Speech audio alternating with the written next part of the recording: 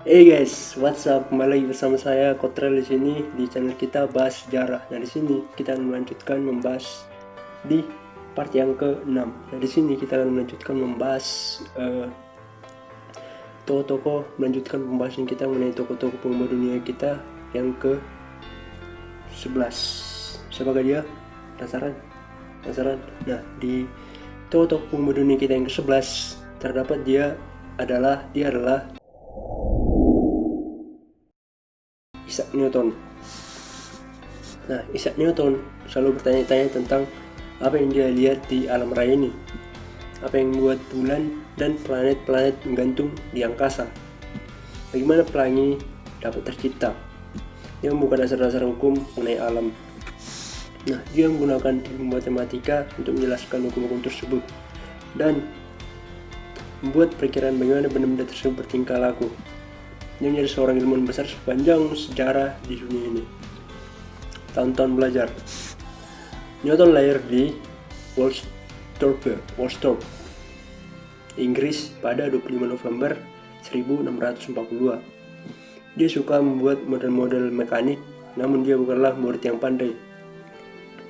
Tidak terlalu pandai. Ibunya mengeluarkannya dari sekolah karena membantu pertanian di keluarganya. Dia tidak suka dengan pekerjaan pertanian. Dia suka membaca dan juga belajar sendiri. Seorang guru tahu bahwa Newton adalah seorang anak yang sangat cerdas dan membantunya masuk di Universitas Cambridge. Setelah Newton lulus dari universitas tersebut, wabah penyakit pest melanda kota Cambridge pada saat itu. Nah, banyak orang terserang penyakit itu dan meninggal. Newton kembali ke daerah pertanian keluarganya selama 2 tahun hingga wabah pest mereda. Dia menonjol dengan kesenggasan besarnya dari tahun 1665 hingga 1667 ketika dia menyendiri di daerah pedesaan. Karya-karya besar Newton. Newton menemukan sebuah jenis ilmu matematika baru yang disebut dengan kalkulus. Pada saat ini, ilmuwan dan para insinyur menggunakan kalkulus untuk memecahkan banyak macam masalah. Newton memunculkan teori gravitasi dan juga gerak. Dia berpendapat bahwa jatuhnya orang yang meloncat dan jatuhnya buah apel dari pohon ke tanah, tetap berputarnya bulan mengitari bumi, bulan mengitari bumi, dan tetap berputarnya planet-planet mengelilingi matahari ditarik oleh kekuatan yang sama. Dia menggunakan rumus matematika untuk membuktikan teorinya itu. Newton menggunakan sebuah prisma gelas dengan banyak sisi untuk mempelajari tentang cahaya ini. Dia menemukan bahwa ternyata cahaya matahari terdiri dari warna-warna yang ada pada pelangi. Mejiku, hibinium, merah jinggangu, dan seterusnya. Kehidupan di Cambridge. Newton kembali ke Cambridge dan menjadi seorang profesor matematika. Dia membuat teleskop cermin untuk pertama kalinya yang menggunakan cermin selain lensa. Dia juga menjadi terkenal karena teori kalkulusnya tadi. Namun dia tidak mempublikasikan tentang teori gravitasinya. Dia terlalu malu dan rendah hati. Selain itu, dia tidak ingin para ilmuwan mengkritik karyanya. Nah, pada akhirnya, teman-temannya membujuknya untuk menulis sebuah buku tentang gravitasi dan juga gerak. Buku itu berjudul Principia Mathematica.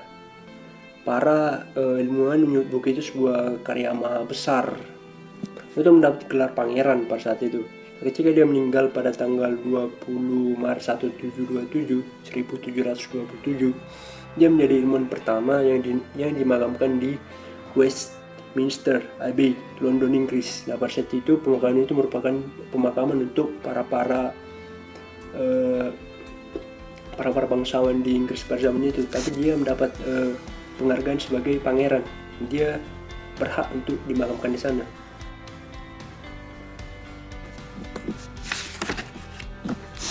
Nah, kita lanjut ke tokoh-tokoh pengubah dunia kita yang ke-12. Siapakah dia? Dia adalah Marie Curie.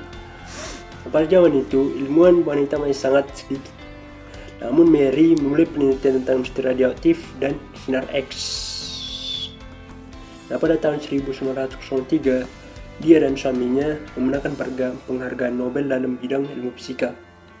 Itulah sebuah penghargaan tertinggi dalam dalam bidang ilmu pengetahuan pada saat itu.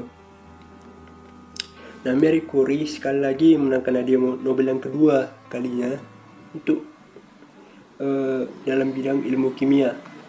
Dia menangkan Nobel kedua dalam bidang ilmu kimia lagi setelah Nobel pertamanya tadi bersama suaminya. Nah, dia masuk dalam catatan sejarah sebagai salah satu dari sedikit orang yang dapat mendapatkan 2 kali Nobel Prize, penghargaan Nobel ini. Dia adalah salah satunya dari sedikit orang yang bisa mendapatkan 2 penghargaan Nobel Prize. Awal kehidupan Marie Curie. Marie Curie ini lahir di Maria Sklodowska, Polandia pada tahun 1867.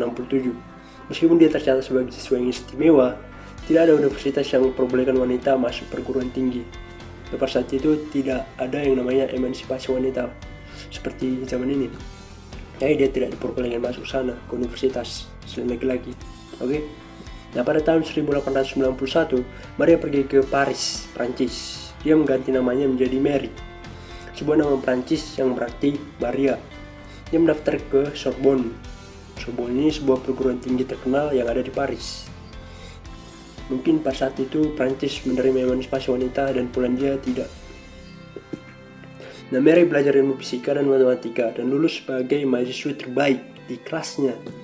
Dia juga bertemu dengan seorang ahli kimia bernama Pierre Curie. Kemudian mereka menikah pada tahun 1895. Penelitian yang mereka lakukan. Mary dan Pierre adalah pelopor dalam bidang kajian radioaktif. Radioaktif ini adalah sebuah proses di mana elemen-elemen tertentu seperti uranium misalnya yang diuraikan menjadi beberapa elemen. Dalam prosesnya, mereka memberi energi dalam bentuk radiasi. Mary dan Pierre menyempurnakan sinar X yang ditemukan terlebih dahulu oleh Wilhelm Röntgen dan Antonio Henry Becquerel yang menemukan radioaktif pada elemen uranium. Nah, sinar X adalah salah satu dari jenis radiasi tersebut. Mereka berdua menemukan sebuah mineral yang disebut dengan pitchblende, misalnya atau biji-biji uranium. Dari biji-biji uranium tersebut terciptalah sebuah radioaktif yang dinamakan dengan radioaktif. Pitchblende ini, biji-biji uranium, tentunya mengandung uranium. Pitchblende menghasilkan uranium yang lebih banyak daripada uranium itu sendiri. Mereka memperkirakan bahwa ada elemen radioaktif dan radioaktif lain di dalam pitchblende ini. Mereka berdua kemudian memisahkan pitchblende menjadi unsur-unsur bagian kimiawinya. Nah, pada tahun 1898 mereka menyatakan penemuan sebuah unsur kimia baru yang disebut dengan polonium. Nah, pada bulan Desember mereka mengumumkan penemuan unsur kimia yang baru lagi, yaitu radium setelah polonium tadi.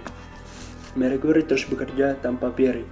Pada tahun 1906 sebuah kereta kuda menabrak dan membuat Pierre Curie meninggal. Dan Mary mulai masuk menggantikan suaminya mengajar di Sorbonne. Dia menjadi dosen wanita pertama di perguruan tinggi Sorbonne ini. Dia juga mencurahkan tenaganya untuk penelitian dan membesarkan anak perempuannya. Irene merupakan anak perempuannya mengikuti jejak orang tuanya yang bekerja dalam bidang penelitian ilmiah. Pada tahun 1914, perguruan tinggi Sorbonne membangun sebuah laboratorium baru untuk melakukan penelitian bahan-bahan radioaktif. Hingga saat ini laboratorium tersebut dinamai Marie Curie. Marie Curie tidak mendapatkan uang yang banyak dari berbagai penelitian yang hebat yang telah dilakukannya. Uang dari penghargaan Nobel ini digunakan untuk membiayai penelitian-penelitian yang dia lakukan. Dia tidak pula membuat hak ciptanya untuk keuntungan dia pribadi atas berbagai temuan yang telah dia lakukan. Dia memperbolehkan setiap ilmuwan menggunakan hasil temuannya. Jasa Mary dalam Perang Dunia yang Pertama. Pada saat pecah perang di Eropa pada tahun 1914, Marie Curie membantu perlengkapan ambulans dengan sinar X. Palang Merah Internasional menjulukinya Kepala Layanan Radiologi. Dia mengajar para dokter untuk menggunakan sinar X guna membantu para serdadu yang terluka pada saat itu. Nah, dengan sinar X, para dokter melihat bagian dalam tubuh yang terluka dengan jelas sehingga dapat mengetahui apa yang harus dilakukan. sinar X seperti merongsen tubuh, sehingga nampaklah dasar kerangka manusia kita dengan dalam dengan sinar X ini. Kira-kira seperti itu. Penelitian Marie Curie dalam kesehatannya. Radiasi dalam dosis tinggi dapat membahayakan atau juga meracuni tubuh. Pekerjaan yang Curie lakukan memasukkannya untuk bersinggungan dengan radiasi selama bertahun-tahun. Pada waktu itu, tidak seorang pun yang mengetahui bahwa radiasi berbahaya bagi tubuh. Karena radiasi tersebut, Curie mengalami sakit leukemia, sakit kanker darah, dan lain sebagainya. Marie Curie meninggal pada tanggal 4 Juli 1934. Pada saat ini, sebuah temuan penting dilakukan oleh Curie, yaitu sinar laser digunakan untuk menghambat dan membunuh penyakit kanker.